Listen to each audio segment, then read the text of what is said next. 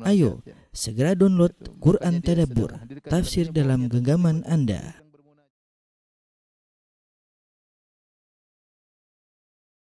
Bismillahirrahmanirrahim. Assalamualaikum warahmatullahi wabarakatuh.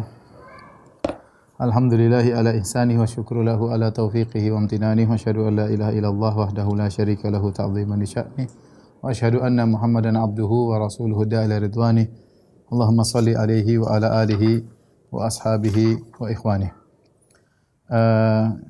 Ikhwan dan akhwat yang dirahmati oleh Subhanahu wa taala. Insyaallah pada kesempatan kali ini kita akan membicarakan topik judulnya Ghazwat Hamra al-Asad, ya, yaitu peristiwa yang terjadi di suatu tempat namanya Hamraul Asad, yaitu peristiwa yang terjadi setelah sepulangnya Nabi dari perang Uhud. Setelah Nabi SAW selesai dari perang Uhud, ya, kejadian perang Uhud pada hari Sabtu, ya, pada tahun 3 Hijriah di bulan Syawal.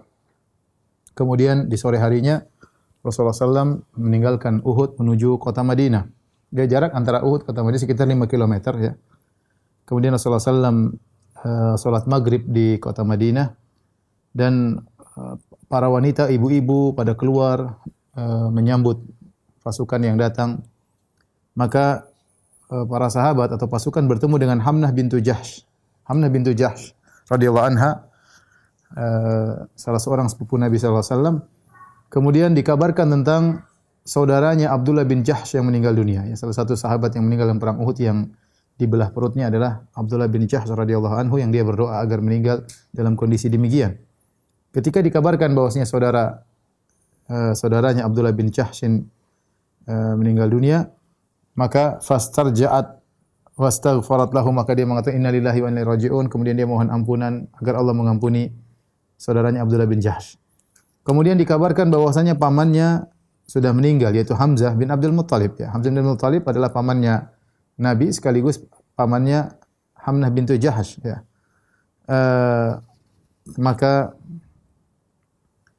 Maka fasarja'at wastaghfarat lahu. Kemudian dia sabar dan dia mengatakan innalillahi wa inna ilaihi raji'un, maka dia mohon ampunan buat Hamzah. Tsumma nu'ayyalaha zaujuha. Kemudian tatkala dikabarkan suaminya meninggal, yaitu Musa bin Umair, seorang sahabat yang mulia, fasahat wal walad wa wal walad, maka dia pun teriak dan dia pun mengeluarkan suara, ya, artinya dia tidak kuasa ketika mendengar bahwa suaminya meninggal dunia.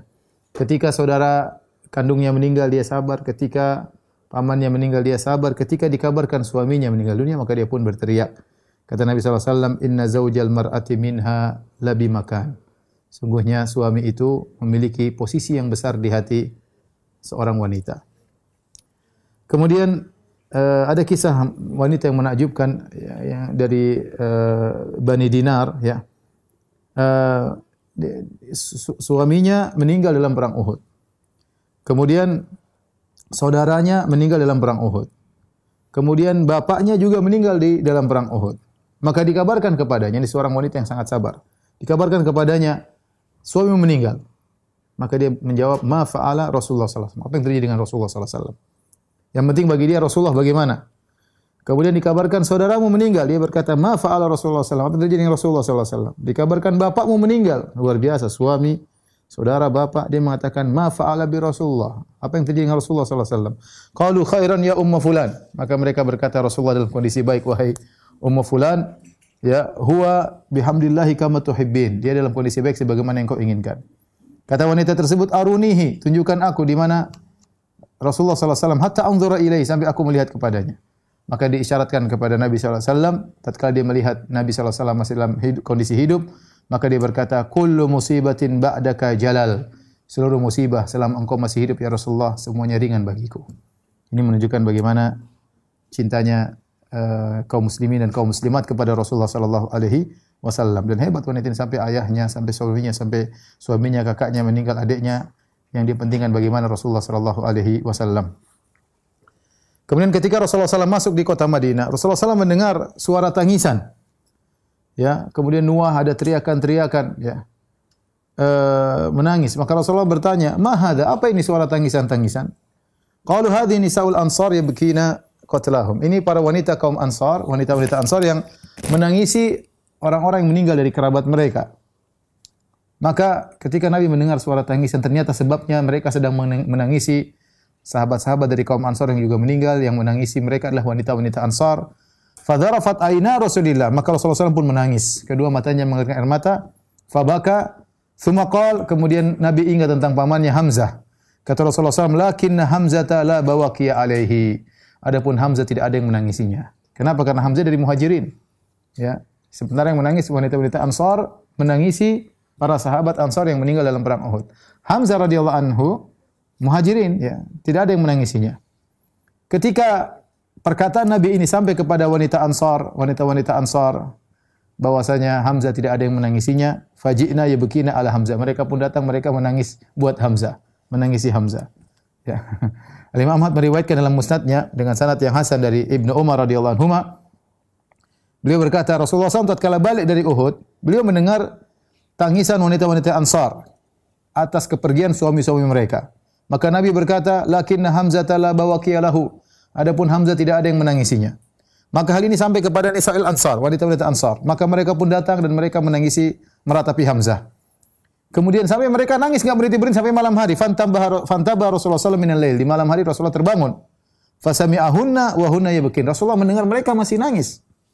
Menangisi Hamzah karena Rasulullah ingin ada yang menangisi Hamzah. Ya, kesedihan. Maka Nabi berkata, waihahunna lam yazalna yabkina ba'du mundul lailata. Ya, kasihan mereka. Mereka masih terus menangis sampai sekarang. Ya, dari tadi sampai sekarang masih menangis. Muruhunna falyarji'na, suruh mereka untuk pulang. Wala yabkina ala halikin ba'dal yaum, dan tidak boleh lagi orang meratapi sejak saat tidak ada boleh meratapi orang yang meninggal dunia. Ya. Maka setelah itu para ulama menyebutkan Rasulullah SAW melarang namanya niyahah. Niyah itu meratapi, tangisan, mengangkat suara karena meratapi mayat yang sudah meninggal dunia, dan itu dilarang oleh Nabi SAW. Nah, bahkan merupakan dosa besar, kata Nabi SAW. Ithnatani fin nasi huma bihim kufrun. Ada dua perkara yang ada pada manusia yang dua-duanya merupakan kekufuran, itu kufur asgar. At-ta'nu fin nasab, mencela nasab, wan niyahatu 'alal mayyit, yaitu meratapi mayat sambil teriak-teriak, mengangkat suara, menyebut-nyebut kebaikannya, meratapi apa kepergiannya dan yang lain. Ini dilarang dalam Islam, niyah, dan biasanya dilakukan oleh para wanita yang tidak sabar, akhirnya mereka mengangkat suara ya atas kepergian kerabat atau suami dan yang lainnya.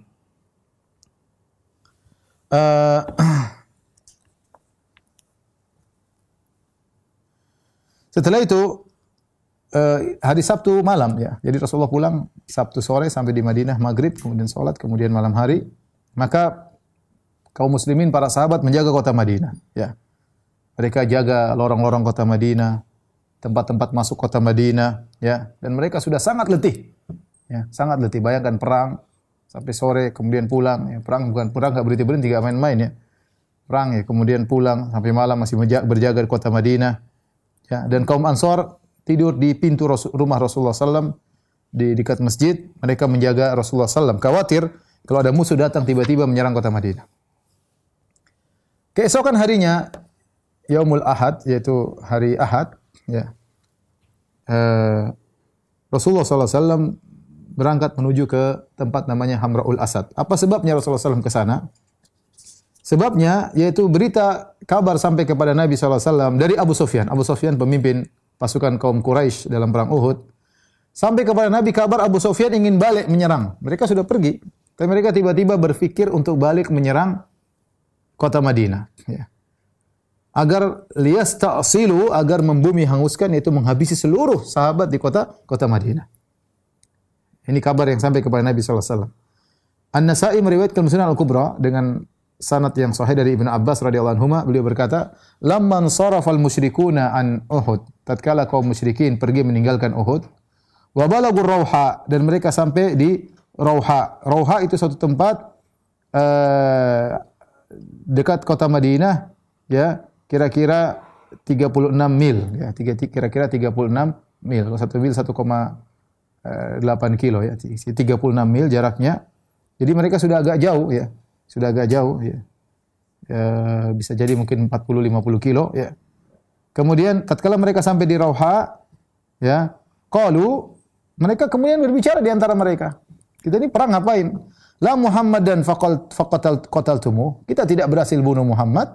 Walal kawaiba ardaftum. Jadi kita tidak berhasil merebut wanita-wanita kaum muslimat untuk dijadikan budak kita. Muhammad tidak kita bunuh, wanita tidak kita dapatkan. Bi'sa ma sana'tum, sungguh buruk apa yang kita lakukan ini. Kalian lakukan ini buruk. Irji'u, ayo pulang. Kita pulang ke Madinah maksudnya. Kita serang biar Muhammad mati atau kita bisa mendapatkan budak-budak wanita yang kita bawa ke kota Mekah. Dan ini sampai kepada Nabi berita ini. Maka Rasulullah SAW mengajak para sahabat untuk pergi keluar menyambut mereka. Sampailah, berangkatlah para sahabat berangkat menuju tempat namanya Hamra'ul Asad. Hamra'ul Asad itu dekat dengan Dzulhulaifah. Kalau kita yang sering umrah biasanya kalau masuk dari Mekah menuju kota Madinah nanti sebelah kanan tulisan Hamra'ul Asad. Dekat sudah masuk di perbatasan dekat checkpoint kota Madinah. Kalau masuk dari Mekah masuk checkpoint kota Madinah, entar lagi lewat Miqat, situ ada sebelah kanan jalan ada Hamra'ul Asad ya. Lokasinya di situ ya, dekat apa namanya? Dzulhulaifah, Bir Ali, dekat daerah-daerah situ ya. Maka ketika Rasulullah SAW salat subuh hari Ahad, ya, kemudian Rasulullah SAW menyuruh Bilal untuk memberi pengumuman, ya, yaitu Rasulullah memerintahkan kalian untuk mengejar musuh. Musuh mau datang, kita sambut di sana. Kemudian wala yakhruju ma'ana illa man syahidal qital bil ams, dan tidak boleh ada yang ikut kecuali yang kemarin ikut serta dalam perang Uhud. Sekitar 700, kemudian meninggal sekitar 70 ya berkurang ya. Tetapi yang tidak boleh ikut kecuali yang ikut perang Uhud kemarin. Ya, itu saja. Yang lain jaga di kota Madinah. Jabir bin Abdullah radhiyallahu anhu ingin ikut perang karena waktu perang Uhud dia tidak ikut. Dia telah dipesanin bapaknya untuk menjaga adik-adik perempuannya sehingga bapaknya yang meninggal dunia. Ya. Sekarang dia ingin ikut perang Hamra'ul Asad. Ya. Maka Jabir minta izin kepada Nabi. Dia berkata, "Ya Rasulullah, inna abi kana khallafani ala akhwatin li sab'in aw qala tis'in." Ya Rasulullah, ketika perang Uhud, ayahku menugaskan aku untuk menjaga adik-adikku perempuan semua 7 orang atau 9 orang. Wa qala ya bunayya, ayahku berkata, wahai putraku, innahu la yanbaghi li wa la laka an natruka haula'in niswah la rajula fihinna. Tidak layak bagiku dan bagi engkau wahai putraku, kita pergi semua kemudian kita biarkan anak-anak perempuan di rumah, tidak ada lelaki yang menjaganya. Jadi ternyata Jabir sendiri laki-laki. Ya, adiknya semua perempuan atau kakak dan adiknya semua perempuan, 7 orang atau 9 orang. Sehingga ayahnya bilang tidak pantas kita 2 pergi perang, kemudian tinggal perempuan di rumah, enggak ada yang ngurusin. Walastu billadzi uthiruka bil jihad ma'a Rasulillah ala nafsi. Dan saya tidak pingin mendahulukan engkau dalam jihad bersama Rasul. Saya pingin yang jihad, kau jangan. Ini adalah, jadi bapaknya pingin dia yang mati syahid ya. Bapaknya tidak ingin mendahulukan Jabir dalam masalah kebajikan dalam hal ini. Saya tidak akan mendahulukan engkau untuk ikut jihad bersama Nabi sementara saya jaga anak-anakku, enggak. Saya yang pergi, kau yang jaga adik-adikmu. Demikian kira-kira. Ya, maka dia berkata, "Walastu billadzi uthiruka bil jihad ma'a Rasulillah sallallahu alaihi wasallam ala nafsi." Aku tidak akan mendahulukan engkau untuk jihad bersama Nabi. Ya. Fatakhallaf ala akhwatika. Kalau gitu kau jaga adik-adikmu. Kata Jabir lapor kepada Nabi cerita. Fatakhallaftu alaihinna, aku pun menjaga adik-adikku. Wala uhibbu an tatawajjaha wajhan illa kuntu ma'aka. Ya Rasulullah, aku tidak ingin kau perang kecuali aku bersama engkau. Aku minta izin. Karena Rasulullah SAW sudah bilang, tidak boleh ada yang berangkat kecuali yang ikut perang kemarin. Jabir tidak ikut perang Uhud, tapi dia minta izin. Fa'adhan li akhruj ma'aka ya Rasulullah. Ya Rasulullah, izinkan aku agar aku bisa berjihad bersama Anda. Fa'adina lahu Rasulullah sallallahu alaihi wasallam. Maka Rasulullah SAW mengizinkan beliau untuk ikut. Falam yakhruj ma'ahu ahadun lam yashhadil qital yauma Uhudin ghairahu. Dan tidak seorang pun diizinkan yang tidak ikut perang Uhud untuk ikut dalam perang Hamra'ul Asad kecuali Jabir bin Abdullah radhiyallahu taala anhu. Datanglah Abdullah bin Ubay bin Salul, pimpinan orang munafik. Datang minta izin agar ikut perang bersama Nabi sallallahu alaihi wasallam, cari muka, carmuk ya. Dan dia tidak boleh ikut karena dia tidak ikut dalam perang Uhud dan dia kabur. Bukankah kita cerita dalam perang Uhud 1000 orang berangkat, 300 mundur. 300 tersebut yang kepalanya adalah Abdullah bin Ubay bin Salul, gembong orang munafik. Kali ini dia datang, dia bilang, Rasulullah saya minta izin untuk ikut. Rasulullah SAW tolak, tidak boleh. Maka berangkatlah Rasulullah SAW dengan para sahabat dalam kondisi payah. Sampai sebagian ulama mengatakan perang ini lebih berat daripada perang Uhud. Kenapa? Karena perang Uhud para sahabat dalam kondisi kuat, sehat. Ini enggak, dalam kondisi terluka-luka. Dalam kondisi, apalagi Rasulullah SAW. Maka Rasulullah SAW bawa para sahabat, bendera dipegang oleh Ali bin Abi Thalib radhiyallahu ta'ala anhu. Adapun yang menggantikan Nabi menjadi imam adalah Abdullah ibnu Ummi Maktum, yang sahabat yang buta radhiyallahu taala anhu. Rasulullah SAW keluar menuju Hamra'ul Asad. Ini cukup jauh ya. Ya, kalau dari Masjid Nabawi entah mungkin 20 kiloan lah, atau kurang lebih ya. Dalam kondisi beliau terluka di wajahnya ya. Dalam kondisi luka di dahi beliau. Dalam kondisi gigi beliau patah. Dalam kondisi pundak beliau terluka atau dalam kondisi lemah karena dipukul oleh Ibnu Qami'ah sebelah kanan. Kemudian kedua lututnya terluka karena Nabi terjatuh di lubang yang dibuat oleh Abu Amir Ar-Rahib. Kemudian jatuh, jadi tubuh Nabi penuh dengan luka. Ya. Bibir berdarah, gigi patah, kemudian ada luka di sini, ada luka di dahi. Ya, kemudian ini dalam kondisi habis kena pukul yang keras oleh Ibnu Qami'ah, kemudian lutut dalam kondisi terluka, namun Rasulullah tetap berjalan. Ya. Dan Allah memuji mereka Allah abadikan dalam Al-Quran, dalam surat Al-Imran ayat 172, kata Allah, alladzina istajabu lillahi war rasuli min ba'di ma asabahumul qarh. Dan orang-orang yang memenuhi panggilan Allah dan Rasulnya, padahal mereka tertimpa luka-luka parah ya, terkena dengan luka-luka ketika perang Uhud. Lilladzina ahsanu minhum wattaqau ajrun azim. Bagi mereka yang berbuat ihsan di antara mereka dan bertakwa, bagi mereka mendapatkan ganjaran yang agung. Aisyah berkata kepada Urwah, "Ya bna ukhti," wahai putra saudariku. Ya, karena Urwah Ibnu Zubair dan juga Abdullah Ibnu Zubair, dua-duanya adalah anak dari Zubair bin Awam, dan Zubair bin Awam ya sepupu Nabi, dan dia menikah dengan anaknya Abu Bakar, Asma binti Abu Bakar. Dan Asma binti Abu Bakar adalah saudari Aisyah. Oleh karenanya anak-anaknya Zubair bin Awam dengan Asma binti Abu Bakar adalah ponakan-ponakannya Aisyah. Aisyah berkata kepada Urwah ponakannya, "Wahai ibna ukhti, kana abuka minhum."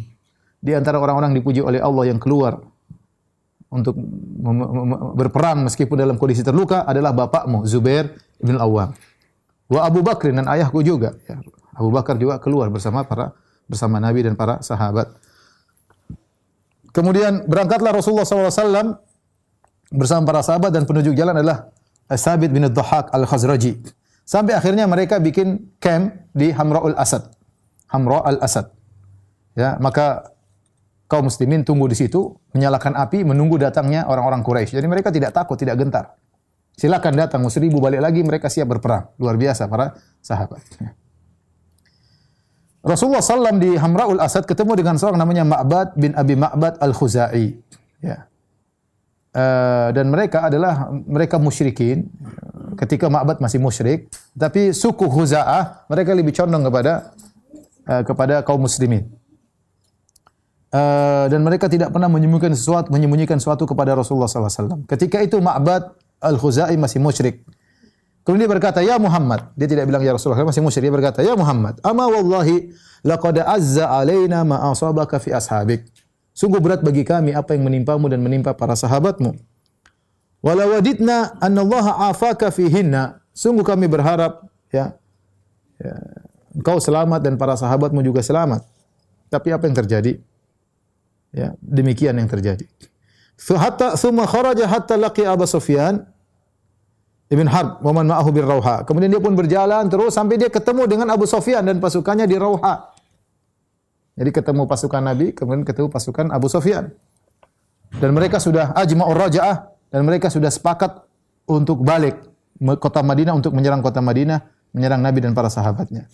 Tatkala Abu Sufyan melihat Ma'bad, dia bertanya, "Wahai Ma'bad, ma wara'ak? Apa yang ada di belakangmu? Ada kabar apa?"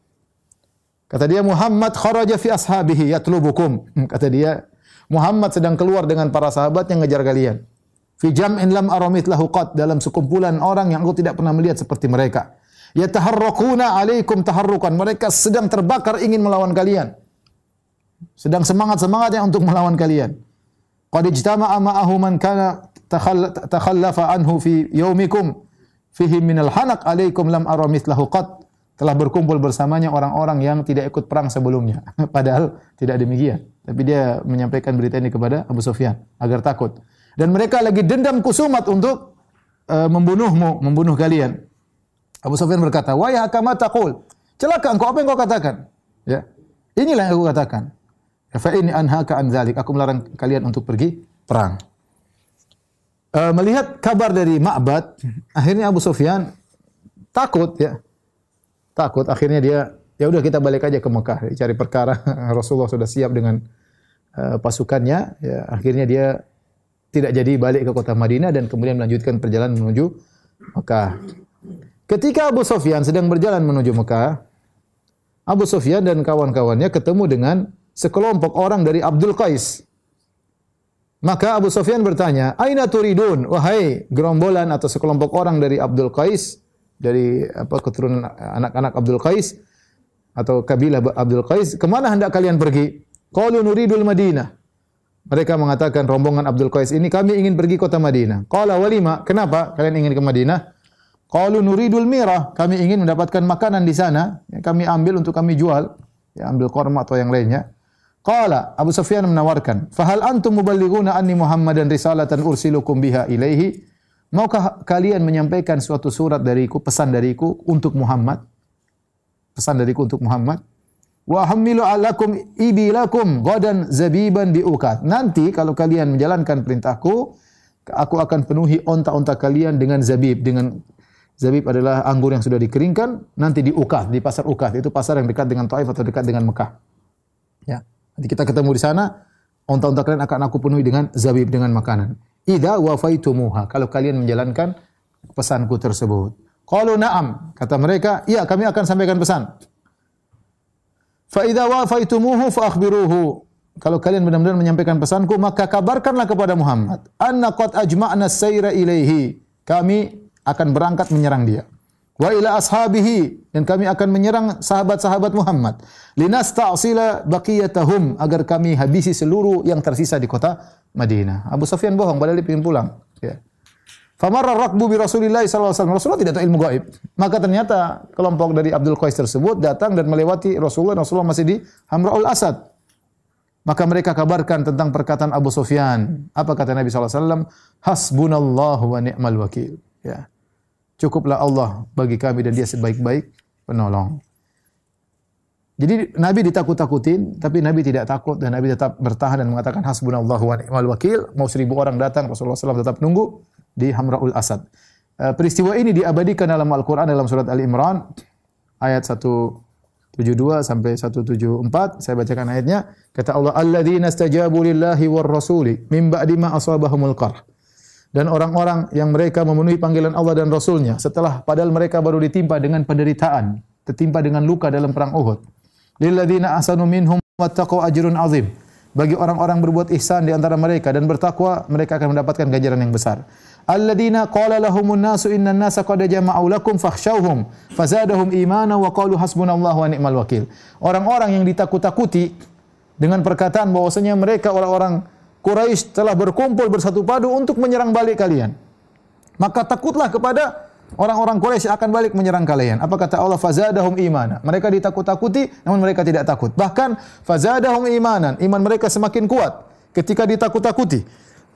Wa qalu hasbunallahu wa ni'mal wakil. Dan mereka berkata, cukuplah Allah penolong bagi kami dan dia sebaik-baik penolong. Kata Allah, fanqalabu bi ni'matin minallahi wa fadl. Maka mereka ternyata setelah 3 hari tunggu di sana, enggak ada perang, hanya omong kosong. Abu Sufyan mereka siap menunggu 3 hari dan mereka tidak tahu hal gaib. Ternyata Abu Sufyan sudah pulang. Mereka tunggu 3 hari, ya. Ternyata tidak ada apa-apa. Mereka balik dengan kenikmatan dan karunia dari Allah. Lam yamsashum su' dan tidak ditimpa dengan keburukan sedikit pun. Wattaba'u ridwanallah dan mereka mengikuti keridhaan Allah. Wallahu dzu fadlin azim dan Allah pemilik karunia yang besar. Ucapan hasbunallah wa ni'mal wakil ini adalah ucapan yang agung yang diucapkan oleh seorang dalam kondisi terdesak. Tidak tahu siapa yang bisa menolongnya kecuali Allah Subhanahu wa taala. Ini ucapan yang diucapkan oleh Nabi dan diucapkan oleh Ibrahim tatkala dilemparkan di api. Ya, kata Ibnu Abbas dalam Sahih Al-Bukhari, kata Ibnu Abbas, hasbunallahu wa ni'mal wakil. Perkataan hasbunallahu wa ni'mal wakil. Qalaha Ibrahim alaihi salam hina ulqiya finnar. Diucapkan oleh Ibrahim tatkala dilemparkan dalam api. Wa qalaha Muhammadun hina qalu dan dikatakan oleh Muhammad tatkala orang mengatakan, ingat Quraisy sedang berkumpul untuk menyerangmu. Ya. Maka Rasulullah berkata, hasbunallahu wa ni'mal wakil. Ini ucapan harus kita sering ucapan dalam kondisi terdesak. Kita bilang apa? Hasbunallahu wa ni'mal wakil. Saya punya kawan pernah cerita, ini sekedar intermezzo ya. Dia cerita, ya, suatu saat dia didatangi oleh puluhan orang. Datangi rumahnya, kemudian dipukulin oleh banyak orang, ditikam, ada yang bawa ini, bawa macam-macam ya. Sampai istrinya berteriak, janda aku, janda aku. Sudah yakin meninggal dunia ya. Ya, dia cuma mengatakan hasbunallah wa ni'mal wakil. Hasbunallah wa ni'mal wakil. Sebelum sampai akhirnya datang polisi, dia diselamatkan, ya. Ternyata dia selamat dan tidak terluka dan tidak meninggal dunia. Ya, sampai polisi tersebut itu non muslim bertanya kepada dia, "Pak, apa rahasianya kok bisa enggak luka? Ya, dipukulin banyak orang enggak luka?" Maka dia bilang, kebetulan orang tersebut orang musyrik. Maka dia jawab, "Ya karena Allah Maha Esa." Ah, Bapak ini ngejek aja. Tapi intinya benar dia mengatakan hasbunallah wa ni'mal wakil. Ya, kalau orang mengucapkan dengan yakin, lihatlah Ibrahim alaihissalam dilemparkan di api dan tidak terbakar, ya. Dengan yakin kalau Allah menolong semuanya mudah, ya. Taib di sana Rasulullah sallallahu alaihi wasallam di Hamra'il Asad kemudian bertahan selama 3 hari untuk memastikan musuh datang atau tidak. Ternyata musuh tidak datang. Maka pada hari Rabu, ya, dari hari Ahad sampai hari Rabu tidak ada, maka Rasulullah SAW pun balik ke kota Madinah dan menunjukkan beraninya kaum muslimin dan mereka tidak gentar dengan ancaman-ancaman tersebut karena mereka memang mencari mati syahid. Taib, sebelum Rasulullah balik ke kota Madinah, ya, Rasulullah SAW mendatangkan Abu Azzah Al-Jumahi. Abu Azzah ini sudah kita sebutkan ketika dia dalam perang Badar, dia ditangkap termasuk tawanan. Kemudian dia berkata, "Ya Rasulullah, saya punya anak-anak perempuan masih kecil-kecil, ya Rasulullah. Lepaskanlah aku tidak akan mengganggumu lagi." Ya. Dan dia adalah seorang penyair yang pandai bersyair, ya. Dan bahaya kalau orang pandai bersyair, provokator unggul di zaman dahulu karena di antara sarana medsos ketika itu adalah apa? Adalah syair, ya. Ya. Sampai ketika itu Rasulullah SAW maafkan dia di perang Badar. Ternyata dalam perang Uhud dia melanggar janji. Ya, dia sudah berjanji tidak akan membantu kaum musyrikin menyerang Nabi. Ternyata dia melanggar. Dalam perang Uhud dia bersyair-syair lagi untuk memprovokasi orang-orang untuk menyerang Rasulullah SAW. Ternyata dia tertangkap lagi dalam perang Uhud. Ya. Padahal dia sudah janji sebelumnya. Kemudian tatkala ditangkap dibawa kepada Nabi SAW, maka dia berkata lagi, "Ya Muhammad akhilni, ya Muhammad, bebaskanlah aku. Wamnun alayya, bebaskanlah aku. Fa inna li banatin, saya masih punya anak-anak perempuan, wahai Muhammad. Wa u'tika ahdan an la a'uda limithli ma fa'altu." Aku berjanji aku tidak akan melakukan ini ketiga kali lagi, tidak akan. Tidak akan mengulangi perbuatanku lagi. Tapi Rasulullah SAW tidak maafkan. Kata Rasulullah SAW, "Wallahi la tasmahu aridhaika bi Makkah ba'daha wa taqul khada'tu Muhammadan marratain." Saya tidak mau lihat kau nanti balik ke Mekah, terus kau pegang dagumu, kau bilang saya sudah tipu Muhammad 2 kali. Enggak akan terjadi. Ya, dalam riwayat Nabi mengatakan, saya tidak mau kau balik ke Mekah, kau pegang 2 tulang dagumu dan kau berkata sakhirtu bi Muhammadin marratain, aku mengejek Muhammad 2 kali. Kata Nabi, idrib unuqahu, wahai Zubair bin Awam, penggal lehernya. Rasulullah SAW berkata, la yuldagul mu'minu min juhrin marratain. Seorang mukmin tidak akan terkena sengatan hewan dari 1 lubang yang sama dalam 2 kali. Akhirnya dibunuhlah Abu Azzah Al-Jumahi. Tapi inilah peristiwa perang Hamra'ul Asad, ya. Yang ini juga menunjukkan kepahlawanan para sahabat dalam kondisi terluka, dalam kondisi sakit, mereka tetap semangat untuk berperang dan mereka tidak peduli musuh masih banyak.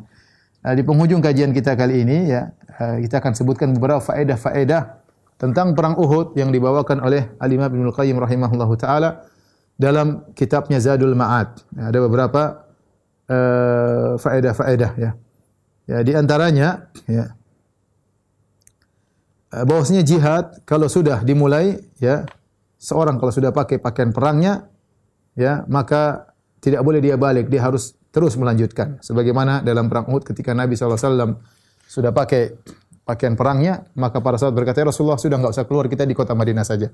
Kata Nabi, "Ma yang bagi Nabi idza bi salamatahu an yanza'ahu hatta yaqdiyallahu bainahu wa baina aduwihi."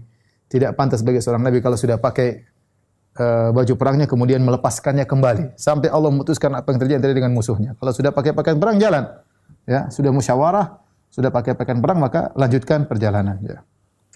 Kemudian tidak wajib bagi kaum muslimin kalau didatangi oleh musuh kemudian harus keluar menghadang musuh. Bisa mereka bertahan di tempat mereka untuk menyambut musuh dalam negeri mereka. Tidak harus keluar menyerang. Bisa jadi menunggu datang musuh dan terkadang lebih maslahat karena lokasi peperangan lebih diketahui daripada musuh. Ya. Kemudian juga tidak diizinkan bagi orang-orang yang di bawah umur ya untuk mengikuti perang. Oleh karenanya Nabi SAW menolak sahabat-sahabat yang junior yang ikut perang seperti Ibnu Umar dan anak-anak lainnya dilarang oleh Nabi ikut perang karena mereka belum balik. Kemudian juga tidak mengapa kalau dibutuhkan boleh wanita diajak dalam peperangan, bisa jadi mereka ikut perang, bisa jadi mereka diperbantukan untuk mengurusi makanan atau orang-orang yang terluka. Sebagaimana sudah kita sebutkan, di mana Fatimah ikut, kemudian Aisyah radhiyallahu anha juga ikut, ya. Mereka membantu orang-orang yang terluka dalam peperangan. Kemudian di antaranya dibolehkan al-inggimas fil adu. Apa itu al-inggimas? Yaitu masuk dalam tengah-tengah lautan musuh dan kemungkinan besar akan meninggal dunia. Tidak mengapa dalam peperangan. Sebagaimana dilakukan oleh Anas bin Nadhr. Anas bin Nadhr dia nekat untuk mati dan dia tahu dia bakalan meninggal, tapi dia nekat masuk di tengah-tengah pertempuran, kemudian dia berperang sampai dia meninggal. Ya, tapi bukan bunuh diri, bukan. Ya, dia masuk dan dia melawan sampai akhirnya terbunuh. Ini dibolehkan meskipun kemungkinan besar meninggal dunia karena dia ingin mati syahid, tapi bukan bunuh diri. Kalau bunuh diri dosa besar. Ya. Dan di antaranya bolehnya kata Ibnu Qayyim jawazu du'a'ir rajuli an yuqtala fi sabilillah. Boleh seorang berdoa untuk meninggal dalam medan pertempuran. Wa tamannihi bidzalik, dan dia boleh berangan-angan untuk meninggal dalam medan pertempuran. Sebagaimana siapa Abdullah bin Jahshin. Dia berdoa, ya Allah, kalau aku bertemu dengan musuh besok, temukanlah aku dengan musuh yang paling bengis, yang paling keras hantamannya. Biarkanlah dia merobek perutku dan dia merusak tubuhku. Sampai kalau aku bertemu dengan engkau pada hari kiamat kelak, engkau akan bertanya kepadaku, ya Allah, apa ini wahai Abdullah bin Jahshin? Aku akan berkata, qataltu fika, aku mati karena engkau ya Allah. Dan dikabulkan. Dan dikabulkan, ya. Rasulullah berkata, la tatamannau liqa'al adu. Jangan kalian berangan-angan bertemu dengan musuh. Kita tidak ingin kapan sih perang lagi? Enggak. Tapi kata para ulama, kalau sudah di medan pertempuran, di depan mata pertempuran, maka boleh berangan-angan untuk meninggal dunia, mati syahid. Boleh.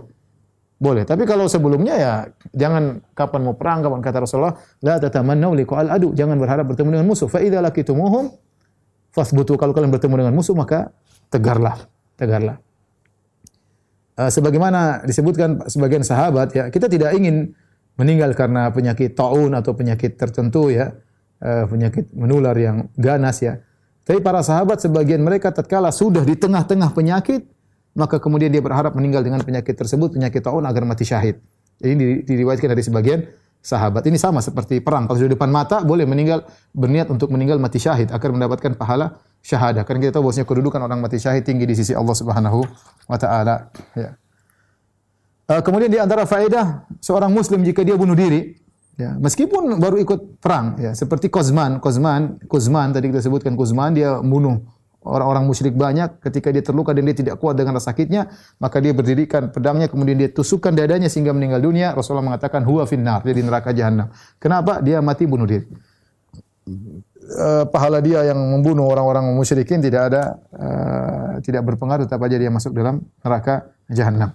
Kemudian di antara faedah bahwasanya orang yang meninggal mati syahid dalam medan pertempuran tidak dimandikan dan juga tidak disolatkan. Ada khilaf, ada yang mengatakan disolatkan, ada yang tidak disolatkan. Tapi yang jelas tidak dimandikan. Kemudian dikuburkan dengan baju-bajunya yang penuh dengan darah.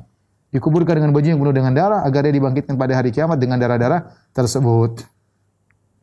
Kemudian di antara faedah orang meninggal mati syahid dikuburkan di tempat mereka ikut peperangan. Ya. Oleh karena sebagian sahabat dalam perang Uhud ketika dibawa pulang, Rasulullah suruh balik untuk dikuburkan di lokasi perang Uhud tersebut. Kemudian juga dibolehkan dikuburkannya dalam satu liang lahat 2 orang atau 3 orang dalam kondisi darurat, sebagaimana para sahabat yang meninggal dalam perang Uhud, mereka dikuburkan 2-3 orang dalam satu lubang. Ya. Kemudian orang yang penyakit atau cacat, ya, boleh tidak ikut perang seperti Amr bin Jamuh, ya. Amr bin Jamuh dalam kondisi pincang, dia diizinkan oleh Nabi tidak ikut perang. Tetapi akhirnya dia ingin ikut perang. Rasulullah izinkan. Dan dia cari mati. Dia bilang, Rasulullah, kalau saya mati hari ini, apa kaki pincangku akan menginjak surga? Kata Nabi, iya. Kalau kau meninggal hari ini, kaki pincangmu injak surga, tapi dalam kondisi sehat, normal. Akhirnya dia masuk dan meninggal dunia. Ya. Kemudian di antara faedah yang disebutkan oleh Ibnu Qayyim rahimahullahu taala, ya, bahwasanya maksiat ya bisa menimbulkan keburukan di kemudian hari. Lihatlah bagaimana pasukan pemanah yang ada di atas Jabal Rumat, mereka bermaksiat kepada Nabi sallallahu alaihi wasallam. Kata Allah, wa asaitu min ba'di ma arakum ma tuhibbun. Kalian bermaksiat, Allah namakan mereka maksiat. Setelah diperlihatkan kemenangan bagi kalian, kalian pun bermaksiat kepada Rasulullah sallallahu alaihi wasallam. Akhirnya menimbulkan kekalahan. Tapi Allah sudah maafkan mereka, kata Allah, wa laqad afa ankum. Wa laqad afa ankum. Sungguhnya Allah telah maafkan kalian. Jadi maksiat bisa menimbulkan kegagalan. Ya, seperti dialami oleh para sahabat dalam perang Uhud. Ini pelajaran bagi kita. Para sahabat yang bermaksiat tersebut sudah diampuni oleh Allah Subhanahu wa taala. Mereka beristihad tapi istihad tidak pada tempatnya. Karena Rasulullah sudah ingatkan, jangan turun sampai datang perintah. Ya, jangan turun apapun terjadi. Tapi mereka beristihad, mereka turun dan akhirnya terjadi apa yang terjadi. Dan mereka salah dan mengakibatkan kekalahan, tapi Rasulullah SAW tetap mendoakan mereka dan Allah telah mengampuni mereka. Kemudian di antara hikmah bahwasanya ya dalam perang Uhud kaum muslimin kalah ya. Ya, makanya Abu Sufyan ketika mengejek kaum muslimin dia mengatakan wal harbu sijal. Peperangan demikian, kadang kalah, kadang menang. Kadang kalah, kadang menang, dan itulah sunnatullah yang berlaku. Kalau setiap pasukan Islam selalu menang tidak pernah kalah, maka semua orang akan masuk Islam. Tetapi peperangan kadang menang, kadang kalah. Kan dunia adalah medan ujian. Kalau setiap orang muslim selalu menang, selalu unggul dalam segala hal, semua orang masuk Islam. Dan akhirnya hilang nilai ujian di dunia ini. Padahal Allah menjadikan ujian, terkadang menang, terkadang kalah. Kondisi kaum muslimin terkadang unggul, terkadang di bawah. Demikian. Ya, tetapi hidup adalah ujian. Tetapi kemenangan ujungnya bagi Nabi SAW. Kemudian di antaranya dengan terjadinya peristiwa perang Uhud yang di situ banyak sahabat yang meninggal dunia, maka nampaklah antara iman yang benar dan iman yang munafik. Gara-gara perang Uhud mundur 300 orang, ketahuanlah mereka orang munafik yang dipimpin oleh Abdullah bin Ubay bin Salul. Kalau tidak terjadi perang Uhud, tidak ketahuan dengan jelas siapa orang-orang munafik tersebut. Ya. Di antaranya kata Ibnu Qayyim rahimahullah taala, annahu subhanahu wa taala hayya li ibadihil mu'minin manazila fi dar karamatihi. Sungguhnya Allah siapkan bagi orang-orang beriman tempat-tempat tinggi di surga. Lam tablugha a'malum, tapi amalan mereka tidak bisa sampai ke tempat tersebut. Mau salat malam terus enggak bisa sampai. Surganya terlalu tinggi. Ya. Bagaimana cara agar mereka, jadi amal mereka ada tapi tidak bisa mendongkrak untuk sampai ke surga yang tinggi. Lantas bagaimana mereka bisa sampai ke tempat yang tinggi tersebut? Ya. Lam yakunu balighiya illa bil bala wal mihnah. Kata Ibnu Qayyim, mereka tidak akan bisa sampai kepada tempat tinggi tersebut kecuali dengan ujian dan bencana yang mereka rasakan. Maka Allah Subhanahu wa taala menyiapkan bagi mereka sebab-sebab yang bisa mengantarkan mereka. Di antara sebab tersebut adalah ujian, penderitaan, dan mereka bersabar, akhirnya mereka sampai pada derajat yang tinggi tersebut. Inilah yang kata orang adalah nikmat anugerah datang dalam bentuk bencana. Bencana zahirnya tapi padahal adalah kenikmatan. Di antaranya mengurangi dosa-dosa, di antaranya meninggikan seorang di derajat yang seharusnya tidak bisa dia sampai kecuali dengan bencana-bencana tersebut. Di antara faedah dari perang Uhud, ada kekalahan dalam perang Uhud. Kata Ibnu Qayyim rahimahullah taala, "Anna an-nufusa taktasibu min al-afiyati daimati wan nasr wal ghina tughyanan wa rukunan ila al-ajilah." Jiwa ini kalau menang terus, selalu menang, selalu unggul, akhirnya bisa menimbulkan sikap berlebih-lebihan, keangkuhan, dan rukunan ilal ajil, dan akhirnya kecondongan kepada dunia. Kecondongan kepada dunia tanpa dia sadari. Nikmat terus. Dan ini penyakit. Maka Allah ingin penyakit ini menghalangi orang untuk masuk surga. Maka Allah menghilangkan penyakit tersebut dengan menimbulkan sesekali penderitaan, sesekali kekalahan, ya, sesekali kegagalan. Dan ini kita alami di dunia ini. Terkadang kalau kita selalu unggul jadi sombong dan angkuh, lupa diri, merendahkan yang lain, merasa kita lebih tinggi, merasa akhirnya apa? Pede dengan diri sendiri. Lupa ini semua nikmat dari Allah. Tetapi sesekali Allah kasih kegagalan. Sesekali Allah kasih kerugian. Sehingga hati selalu terikat kepada Allah. Ya, minta lagi kepada Allah, dan hati tidak condong kepada dunia. Bahwa ini cuma sementara. Dunia datang dan pergi, harta datang dan pergi. Ini di antara faedah yang luar biasa dari Ibnu Qayyim rahimahullahu taala. Kemudian di antara faedah yang disebut Ibnu Qayyim rahimahullahu taala bahwasanya kejadian perang Uhud adalah muqaddimah wa irhasan baina yaday mauti Rasulullah sallallahu alaihi wasallam fathabbatahum. Inilah kisah sebagai muqaddimah bahwasanya Rasulullah SAW akan meninggal. Ketika perang Uhud terdengar kabar Rasulullah meninggal, ada isu, ya, ada isya'ah, ada hoax tersebar ketika itu Muhammad SAW meninggal. Padahal yang meninggal adalah Mus'ab bin Umair. Kenapa Mus'ab bin Umair kalau pakai baju perang mirip seperti Rasulullah kalau pakai baju perang? Maka dibunuh oleh Ibnu Qami'ah. Ibnu Qami'ah menyangka telah membunuh Rasulullah SAW. Namun sebagian sahabat tegar, meskipun mereka mereka menyangka Rasulullah meninggal dunia, mereka tegar. Di antaranya Anas bin Nadhr. Dia mengatakan kepada para sahabat yang duduk yang bingung, kenapa kalian bingung? Kalau Rasulullah meninggal, Muhammad meninggal, kita meninggal. Ikut apa yang Nabi SAW meninggal ya. Dan mereka tahu bahwasanya Rasulullah SAW meskipun sudah meninggal, agama tetap berjalan, tetap harus berjuang. Mereka tahu bahwasanya Rasulullah SAW bukan Tuhan. Dan ini peringatan bagi mereka. Oleh karena ketika Rasulullah SAW meninggal dunia, maka Abu Bakar mengatakan, "Man kana ya'budu Muhammadan, fa inna Muhammadan qad mat. Wa man kana ya'budu alladhi fis sama' fa innallaha hayyun la yamut." Barang siapa yang menyembah Muhammad, sungguhnya Muhammad sudah mati. Barang siapa menyembah yang di langit, maka sungguhnya Allah selalu maha hidup dan tidak akan mati. Sebagai kita peringatan bahwasanya agama harus terus berlanjut, perjuangan terus berlanjut meskipun Rasulullah SAW meninggal dunia karena beliau adalah manusia.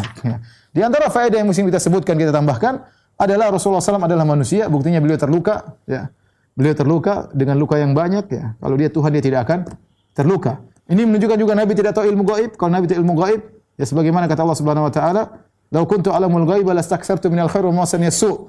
Kalau aku tahu ilmu gaib, aku akan melakukan banyak kebaikan dan aku tidak ditimpa dengan kemudaratan. In ana illa nadhirun wa basyirun liqaumin yu'minun. Aku hanyalah memberi peringatan. Ternyata Rasulullah SAW terluka. Dia tidak tahu akan terjadi apa yang terjadi menimpa dirinya. Ternyata dia terluka. Kemudian Rasulullah SAW tidak bisa mengetahui tentang hidayah seseorang atau tidak. Ketika Rasulullah SAW terluka, Rasulullah SAW berkata, "Kaifa yuflihu qaumun sajju nabiyyahum wa huwa yad'uhum ila Allah azza wa jalla," atau ila Islam. Bagaimana beruntung suatu kaum yang mereka melukai nabi mereka sementara nabi mereka menyuruh mereka kepada Islam. Maka Allah tegur, "Laisa laka minal amri syai'un aw yatuba 'alaihim aw yu'adzibahum fa innahum zalimun." Wahai Muhammad, ini bukan urusanmu. Apakah mereka dapat hidayah nanti di kemudian hari? Atau kalau Allah adab mereka karena mereka zalim, urusan Allah. Dan ternyata banyak di antara mereka dapat hidayah. Ini juga dalil bahwasanya semuanya perlu persiapan. Bukankah Rasulullah SAW ketika hendak perang Uhud, Rasulullah SAW berkumpul, rapat, menyusun strategi. Ini harus taruh di mana, pasukan taruh di mana. Rasulullah menjalankan strategi. Bahkan Rasulullah SAW imamul mutawakkilin, ya, adalah imamnya orang yang paling bertawakal di alam semesta ini Rasulullah SAW. Meskipun beliau sangat bertawakal, beliau tetap mengambil berikhtiar, tetap mengambil sebab. Oleh karenanya beliau pakai baju perang ketika dalam perang Uhud. Bahkan baju perangnya double, 2. Ya, bahkan baju perangnya double. Ini menunjukkan Rasulullah SAW berusaha, berikhtiar. Ya. Kemudian di antaranya menghormati keputusan musyawarah. Rasulullah SAW ketika akan perang bermusyawarah dengan para sahabat. Kemudian sahabat-sahabat junior, sahabat senior ingin tidak usah keluar ke Uhud, bertahan aja dalam kota biar musuh yang datang kemudian melawan. Sahabat-sahabat junior mengatakan tidak, kita keluar. Kita dulu masih kafir aja, bukan jagoan kandang, apalagi kita sudah Islam. Ternyata akhirnya yang sahabat junior ingin terus, akhirnya Rasulullah SAW ngalah. Akhirnya Rasulullah SAW keluar ke Uhud mengikuti pendapat sahabat-sahabat muda dan ternyata terjadi apa yang terjadi? Terjadi banyak yang meninggal dunia. Tapi Rasulullah SAW tidak pernah mengeluh sedikit pun, tidak pernah mengatakan gara-gara kalian sih anak-anak muda. Coba dulu ikut. Tidak, Rasulullah keputusan musyawarah dihormati, dijalankan. Apapun yang terjadi, resikonya kalau sudah diputuskan maka jangan ragu-ragu. Ya, kata Allah Subhanahu wa taala, "Fa idza azamta fatawakkal Allah. Wa syawirhum fil amr." Fa idza azamta, bermusyawarah dengan mereka, kalau kau sudah bertekad maka tawakal. Ya. Jadi kalau kita sudah bermusyawarah, dengar. Dan ini juga dalil bahwasanya Rasulullah SAW mendengar dari segala pihak. Rasulullah seorang nabi, tapi dia rapat dengan senior, rapat dengan junior, dia dengar perkataan semua, dan ini tawadhu Rasulullah SAW yang luar biasa. Tidak seperti orang selalu arogan, keputusannya harus dijelaskan, tidak mau dengar perkataan orang lain, tidak mau menerima masukan sama sekali. Ya akhi, ente siapa? Nabi SAW seorang nabi utusan Allah, paling pintar, paling cerdas, ya, paling mahir, paling jago. Itu saja masih mendengar masukan dari yang lain, apalagi kita yang penuh dengan apa? Kekurangan, ya. Demikian para ikhwan dan akhwat yang dirahmati Allah Subhanahu wa taala. Kajian kita tentang perang Hamra'ul Asad, ya. Insyaallah pada pertemuan berikutnya kita akan mulai masuk perjalanan menuju Ghazwat Khandaq insyaallah taala. Tapi demikian saja kajian kita pada kesempatan kali ini. Insyaallah kita lanjutkan lagi pada pertemuan berikutnya. Kurang lebih saya mohon maaf. Wabillahi taufiq wal hidayah. Assalamualaikum warahmatullahi wabarakatuh.